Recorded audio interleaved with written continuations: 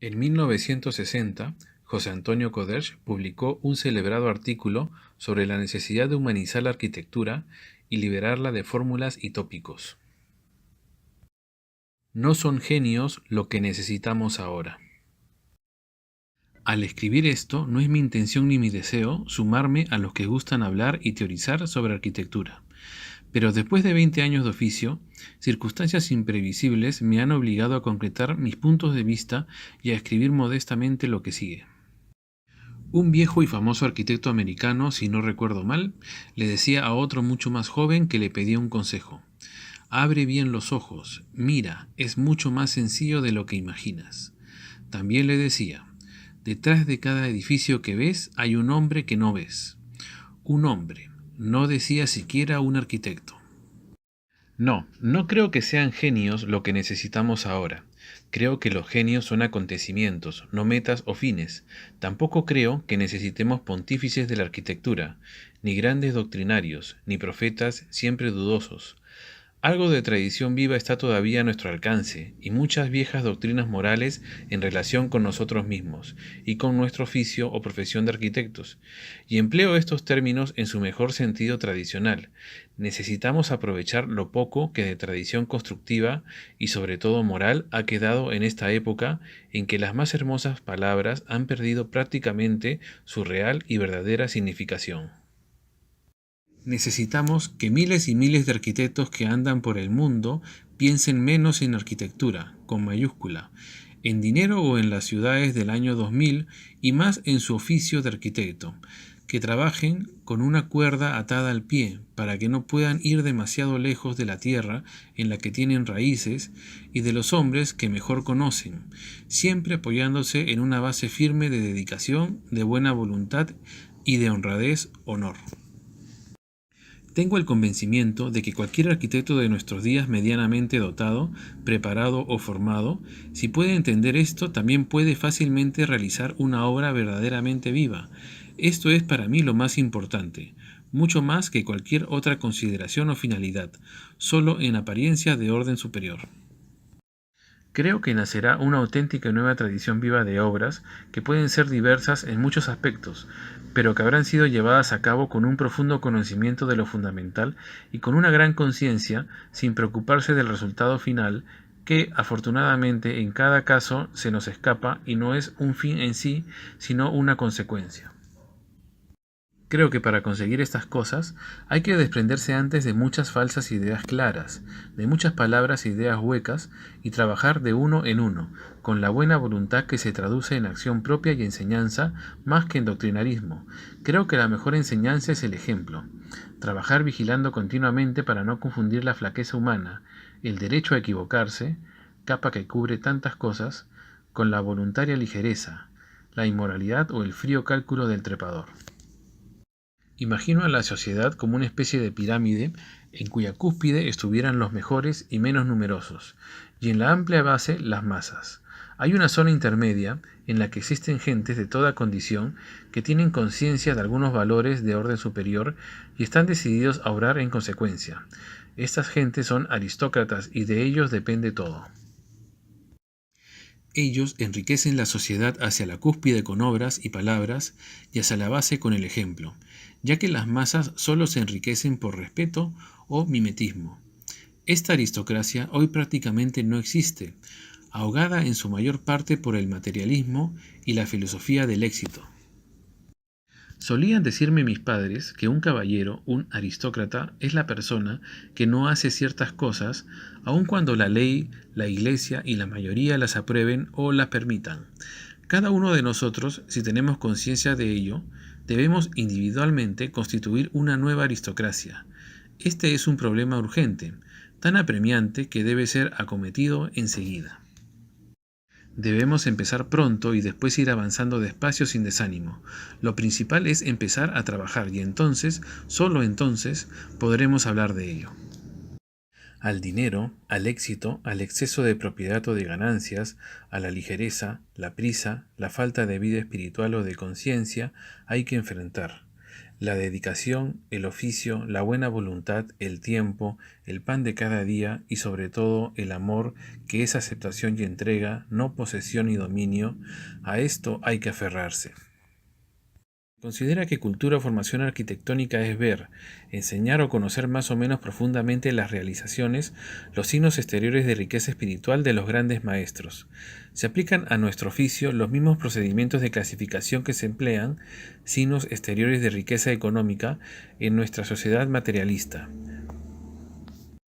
Luego nos lamentamos de que ya no hay grandes arquitectos menores de 60 años, de que la mayoría de los arquitectos son malos, de que las nuevas urbanizaciones resultan antihumanas, casi sin excepción en todo el mundo, de que se destrozan nuestras viejas ciudades y se construyen casas y pueblos como decorados de cine a lo largo de nuestras hermosas costas mediterráneas.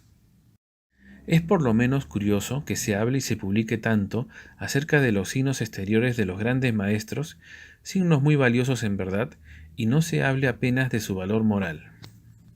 No es extraño que se hable o escriba de sus flaquezas como cosas curiosas o equívocas y se oculte como tema prohibido o anecdótico su posesión ante la vida y ante su trabajo. ¿No es curioso también que tengamos aquí muy cerca a Gaudí? Yo mismo conozco a personas que han trabajado con él, y se hable tanto de su obra y tan poco de su posición moral y de su dedicación. Es más curioso todavía el contraste entre lo mucho que se valora la obra de Gaudí, que no está a nuestro alcance, y el silencio o ignorancia de la moral o la posición ante el problema de Gaudí, que esto sí está al alcance de todos nosotros. Con grandes maestros de nuestra época pasa prácticamente lo mismo. Se admiran sus obras, o mejor dicho, las formas de sus obras y nada más, sin profundizar para buscar en ellas lo que tienen dentro, lo más valioso, que es precisamente lo que está a nuestro alcance.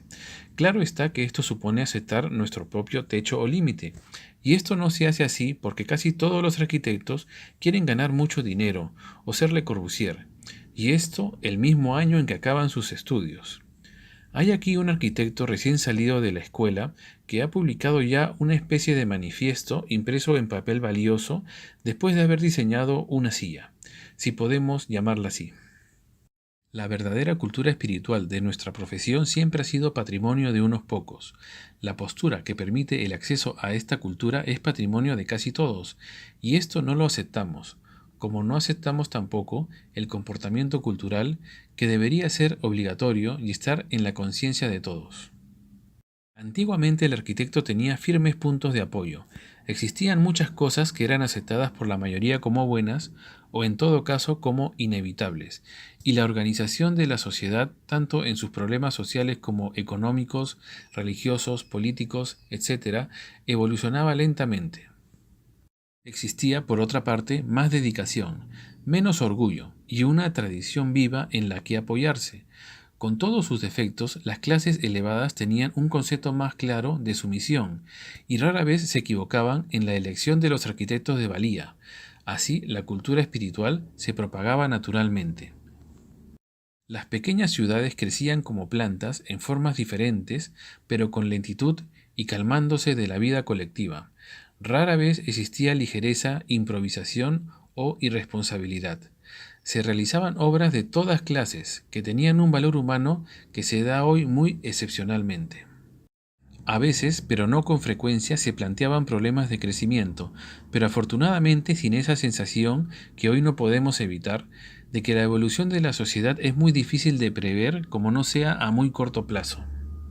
Hoy día las clases dirigentes han perdido el sentido de su misión, y tanto la aristocracia de la sangre como la del dinero, pasando sobre todo por la de la inteligencia, la de la política y la de la iglesia o iglesias, salvo rarísimas y personales excepciones, contribuyen decisivamente por su inutilidad, espíritu de lucro, ambición de poder y falta de conciencia de sus responsabilidades al desconcierto arquitectónico actual. Por otra parte, las condiciones sobre las cuales tenemos que basar nuestro trabajo varían continuamente.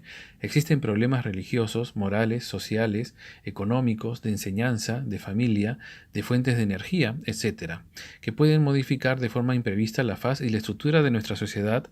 Son posibles cambios brutales cuyo sentido se nos escapa y que impiden hacer previsiones honradas a largo plazo.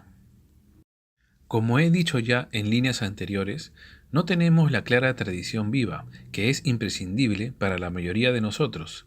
Las experiencias llevadas a cabo hasta ahora y que indudablemente en ciertos casos han representado una gran aportación no son suficientes para que de ellas se desprenda el camino imprescindible que haya de seguir la gran mayoría de los arquitectos que ejercen su oficio en todo el mundo.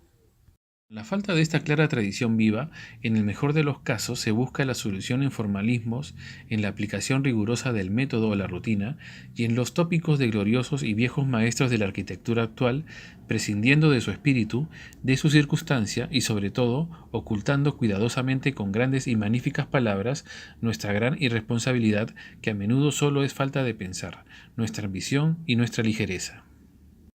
Es ingenuo creer, como se cree, que el ideal y la práctica de nuestra profesión pueden condensarse en eslogans como el del sol, la luz, el aire, el verde, lo social y tantos otros.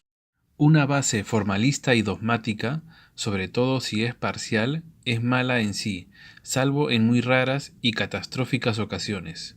De todo esto se deduce, a mi juicio, que en los caminos diversos que sigue cada arquitecto consciente tiene que haber algo común, algo que debe estar en todos nosotros.